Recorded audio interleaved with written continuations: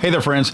As is the case every single time there is some kind of a rampage killing or what they call a mass shooting, there's always this renewed calls for an assault weapons ban. The crazy thing about an assault weapons ban is that it's proven that it was insignificant as far as curbing any kind of crime in the past. In the decade that it was actually in place, the sunset was allowed to lapse because they didn't see any need to keep that thing in place. It was ineffective.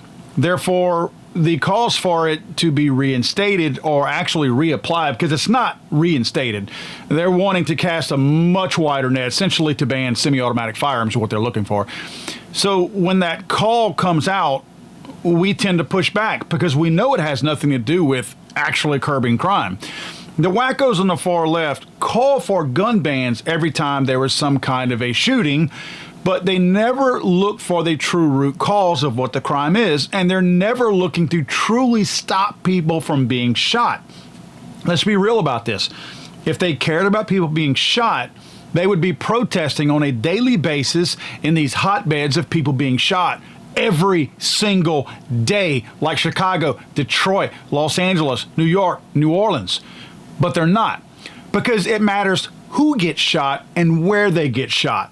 Not if somebody is shot. They don't care that black people are shot in inner cities. Let's be real about it. People are going to say that that sounds really ugly. Well, it's not my opinion. It's their opinion that they don't care. It's their thought, rather, that they don't care. It's my actual fact to point that out, that they don't care. So if they want to change that narrative, then change it. Start caring about black people in inner cities. But they don't. But leave it to the meat puppet Steve Dettelbach of the ATF, he's the current director, to echo calls for unconstitutional gun bans. The director was recently at a Harvard Institute of Politics forum Monday, and let's be really clear, Harvard is the armpit of education. For way too long, people have put Harvard on this pedestal like it's something. It is a liberal hotbed of nutbags taking ineffective, stupid majors that nobody else wants to pay for. And when I say that, it's because Biden is wanting to relieve them of their student loan debt. That's where people go to get those types of degrees that they can't get jobs for. Harvard.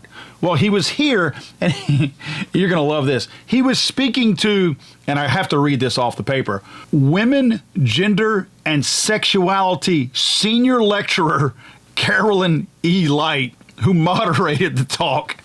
Again, her title is the Women, Gender, and Sexuality Senior Lecturer.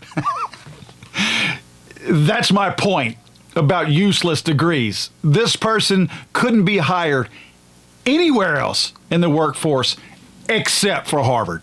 She asked Dettelbach about different things, what he thought would be something that would curb, quote, gun violence in America. Dettelbach had some really stupid things to say, and one of them was an outright lie. He said there's also every day in the United States over 120 people who lose their lives because of firearm violence. Every day, there are somewhere between 6 and 7 Lewistons that occur mostly anonymously in this country. He's referring to, of course, the main mass shooting that they call it, the rampage killing. There are not. What did he say? 6 and 7? That's not true. That's not true. Side note, I am writing a book right now on the heels of my other book, How to Make a Monster, to discern between the two different types, or I should say two different types, or I shouldn't say that. I should say the multiple types, but there are two main ones, a conflict killing and a rampage killing. A rampage killing is somebody who indiscriminately goes out and shoots a bunch of people that they don't know because they have a screw loose, they're over-medicated, they have this history of bad things that have happened to them, and they want to just indiscriminately kill a bunch of people. They don't care who they are, they just want a body count. They go out there and indiscriminately shoot people. Then there are conflict killings, which is typically gang members and people who know each other that have a beef with one another and they go shoot at each other. That's what he's talking about. Those are the types of shootings that happen, not the Lewistons. The Lewistons are super rare. Super rare. And factually, you can find that. But when you dump them all into the same bucket, it looks like it's a big deal. But if you're not serious about separating the types of killings that are taking place, then you're not serious about solving them.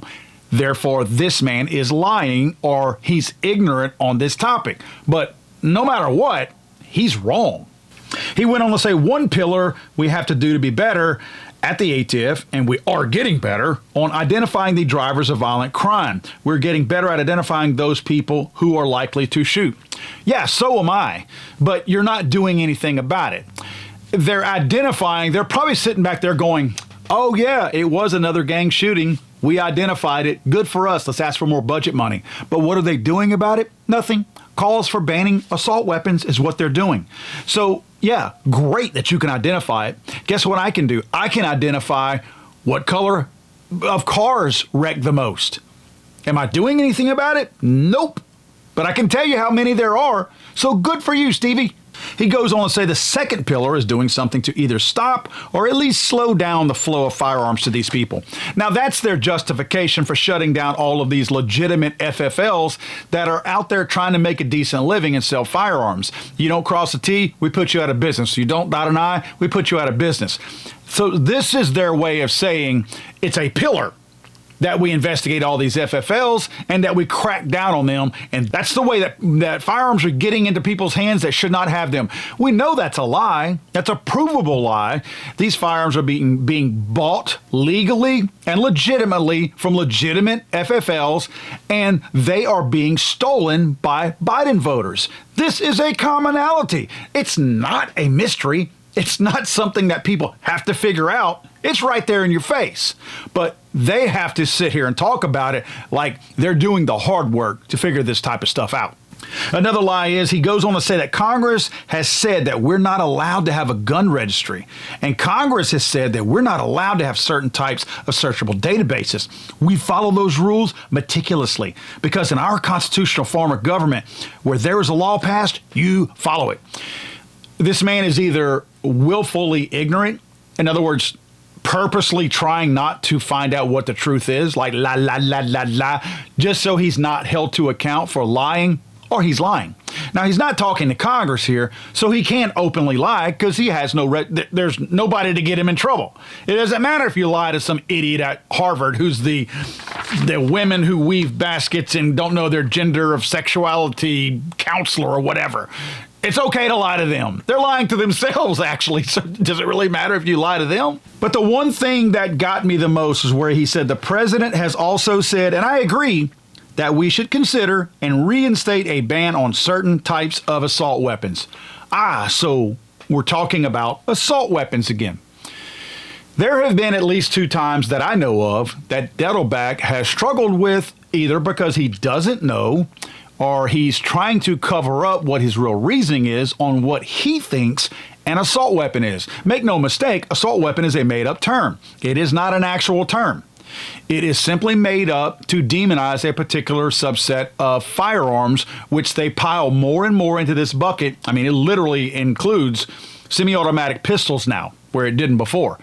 So it is simply a made-up term that is somewhat of a catch-all for the anti-gun wackos on the far left, including Dettelbach. Would you define an assault weapon for me? So if you go past 15 seconds, I'll just interrupt you. no, so I'll go shorter than that because I honestly, I do think that's if Congress wishes to take that up, I think Congress would have to do the work, but we would be there to provide technical assistance. Unlike you, I'm not a firearms expert to the same extent as you may be, but we have people at ATF who can talk about velocity of firearms, what damage different kinds of firearms cause, so that whatever determination you chose to make would be an informed one. Did you go to Harvard Law School? I might have to plead guilty. All right. I'm sorry. What is an assault weapon? Could you define it for me? Senator, when I was a candidate for office, I did talk about restrictions on assault weapons. I did not define the term, and I haven't gone through the process of defining that term. That would only be for the Congress if it chose to take that up to do, and if you chose to take it up, I would be at the ATF, and there is perhaps expertise or data we could give you so that you could make the appropriate decision to both protect the public and protect the Second Amendment. So you're running for public office and you called for a ban on assault weapons, but you don't have a definition for assault weapons? Senator, it would only be for a legislative body, whether it was the Ohio legislature or the Congress. It would only be for a legislative body to do that work. And I acknowledge it would be a difficult task to define assault weapons because, on one hand, you don't want it to be so narrow that it doesn't offer the protections that are intended. And on the other hand, you certainly don't want it to be so broad so that it infringes unnecessarily on the rights of citizens. So I want to play this one clip one more time, and I want you to understand what he's saying. And I acknowledge it would be a difficult task to define assault weapons because, on one hand, you don't want it to be so narrow that it doesn't offer the protections that are intended. And on the other hand, you certainly don't want it to be so broad so that it infringes unnecessarily on the rights of citizens. So the very fact that he is saying that the reason why he can't define an assault weapon is because they haven't had a chance to define it yet, he's essentially saying there is no set definition of an assault weapon. He's admitting that they're working on trying to define what that is. So it's not a real thing by his own admission. He's admitting by saying this that there is no such thing, and we are in the process of trying to define it ourselves.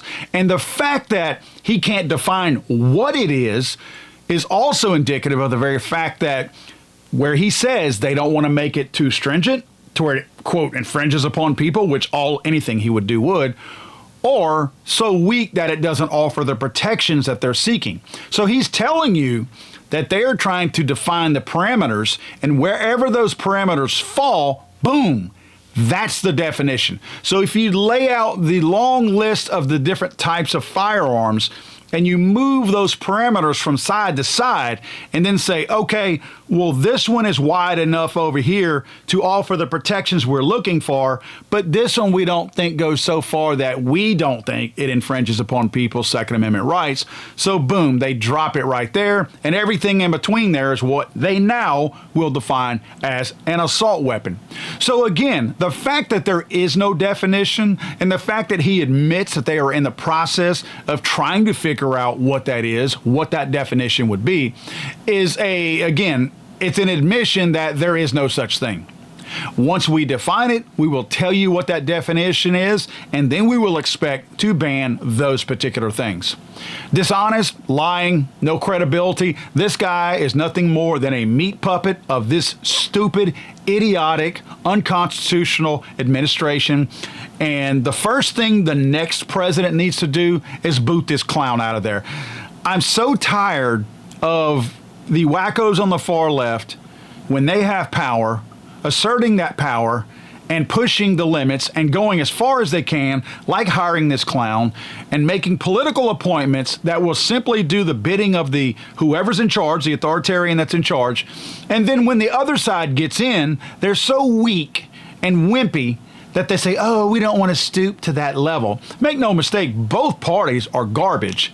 But one party has balls. That's the Democrat Party. The Republican Party has no testicular fortitude. None. Because, we're not going to stoop to that level. You will continue to get your ass handed to you until you stoop to that level. If two football teams are playing, and every time there's a fumble, the other team grabs the other one by the genitals and squeezes them until that person lets go of the ball and they recover the fumble, you will never win a football game if you don't return the favor and do the exact same thing. If you can't play by the same rules they are, and you know they are lying and you know they are cheating, and you refuse to do that, that's on you when you lose.